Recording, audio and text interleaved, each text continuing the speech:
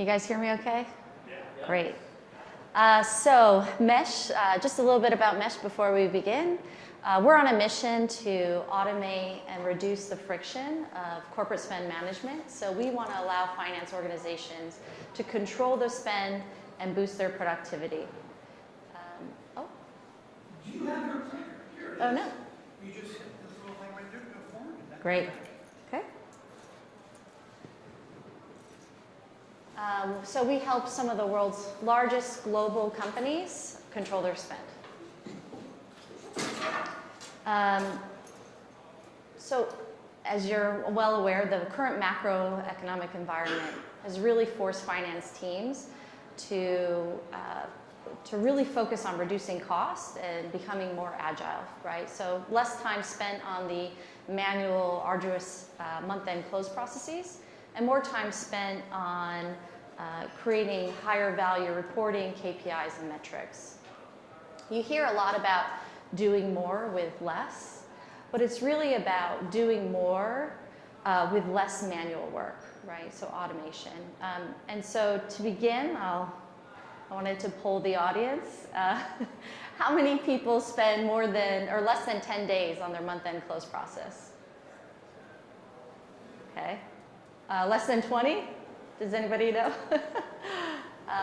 And more than 20. So typically companies spend between 10 to 20 days on their month-end close process. And I had a great mentor early in my career who encouraged me to automate as much as I could so that I could spend my time really focus on creating dashboards, KPIs, metrics, pricing analysis, modeling different areas of the business, and really adding value to the executive team and the strategy, helping with the strategy of the company. So that's my goal today, is to encourage you to go back to your finance teams and think about how you can automate.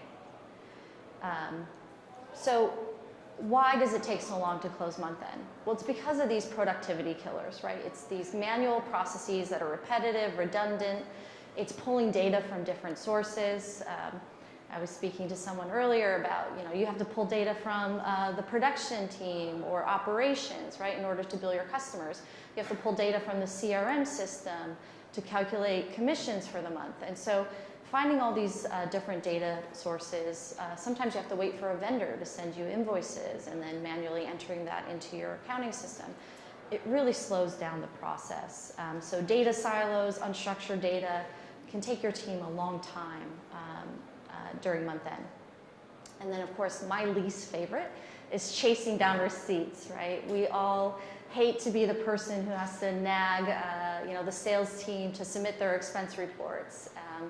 And so automating as much as that, creating a process which reduces the friction within the overall organization is really critical.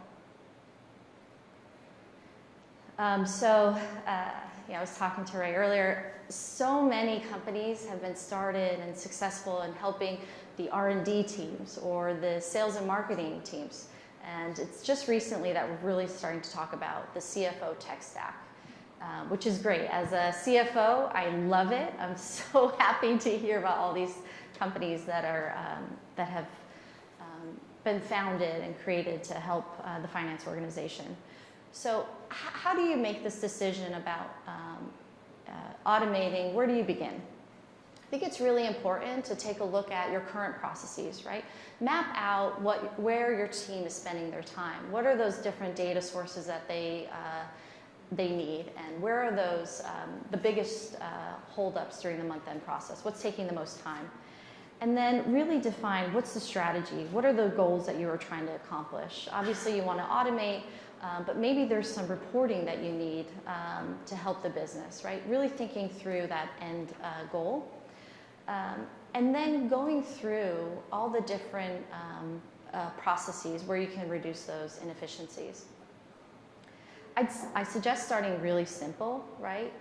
Once you start implementing a solution that takes up a lot of time, once you get that in place, it frees you up the next month to work on something else, and you gain a lot more time for your team, and it kind of continues from there. I suggest looking at all the different solutions out there when you're looking to solve your AR problems, for example. make sure that they can connect to your existing systems. Make sure that your ERP and that AR system can connect. That also works with your operations team, right? So you're solving the problems not just for your short term, but for long-term growth as well. I wanted to give an example of what I did at my prior company. We had a very manual billing process. We needed to pull data, literally copy and paste data from our production site into an Excel spreadsheet, do manipulations, calculations in that Excel spreadsheet, then key it into our accounting system. And that was our month-end close process. And every month, the CEO would be like on top of my, in my office asking me, what's our revenue for the month, right? I couldn't give him that answer until 5-10 days later, right? Until we did that whole process. So what I did is I made sure we had buy-in from the R&D team. I stole a development resource. We created a data warehouse to automatically, the first of the month, have all that data at our fingertips. We connected our ERP system, so we were able to see pricing. And then we connected it to Power BI. So we could see in Power BI on the first of the month what our revenue was for that month. And even better, we started to be able to see month to date. So during the month, we could forecast what our current revenue that we've generated was for that month. And we connected our CRM and our pipeline data. So we could see for that month, we could forecast with really high accuracy how the month was going to end up. So he no longer had to wait until the 10th of the month. He knew the revenue for that month by the end of the month. So just an example of things that the finance team can do to help automate and reduce the time it takes to close. I really like this chart because it shows the time that most finance teams spends are really on low value tasks. And the high value tasks, they don't get to spend a lot of time on. And so I would like to see this look more like a funnel, right? So that the bottom, it's the smallest part of that funnel, and you're not spending as much time on the transactions, right? That's chasing receipts, that's pulling data from different sources. But really the team is spending the most time on the strategic finance. That's creating the reports, that's doing pricing, looking at different products, and helping the product team decide, okay, let's prioritize this on the roadmap because we can generate this much revenue or profitability, right? These are all the things that is important to the company, but also important for retention. It's a highly competitive market out there, and finance talent is really hard to find. Your finance team wants to spend more time on the strategic items, right? They don't want to spend time doing data entry, although maybe there's someone out there who loves data entry. I think it's few and far between. And so it's also a retention tool. It's a way to get your finance team excited and feeling like a part of the strategy, a part of improving and accelerating the company's growth.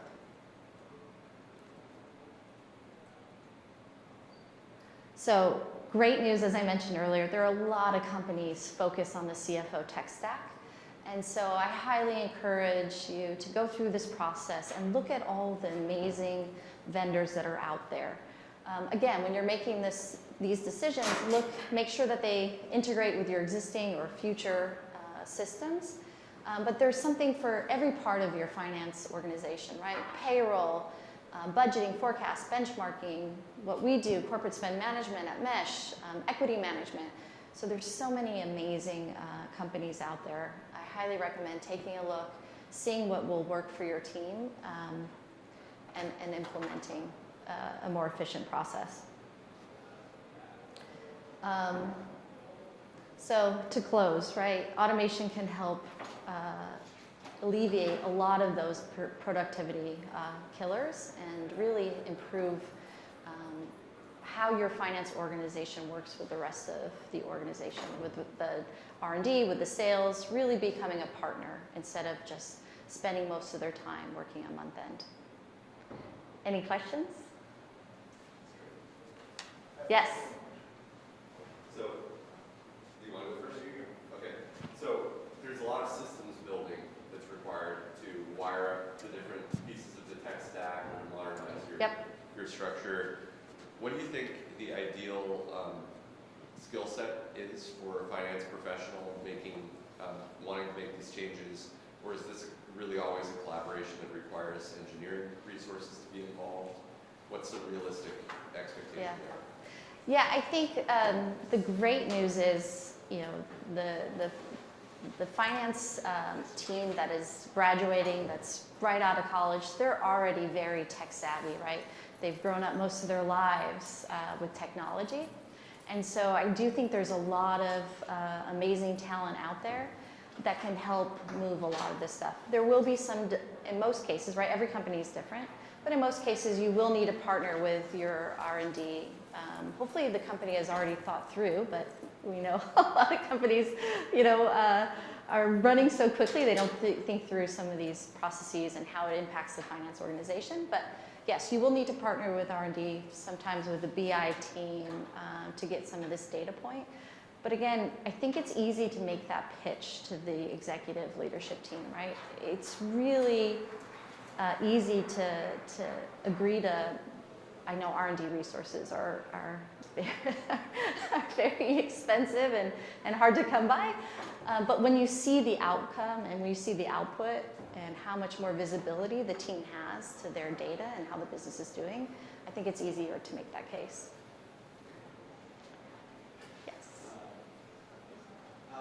Curious, at what stage the company's life cycle is that when you convince the CEO to lend you an R&D resource? We work with a lot of those stage startups, and there's often 1 or 2 or maybe 3 engineers on the team. So Yeah. it's fine. It was definitely further along in the company's life cycle than I had hoped, right? It definitely, it took some convincing. But there were things that I could do in the meantime, right? And that I think was a very unique situation. And again, like I said, every company is different.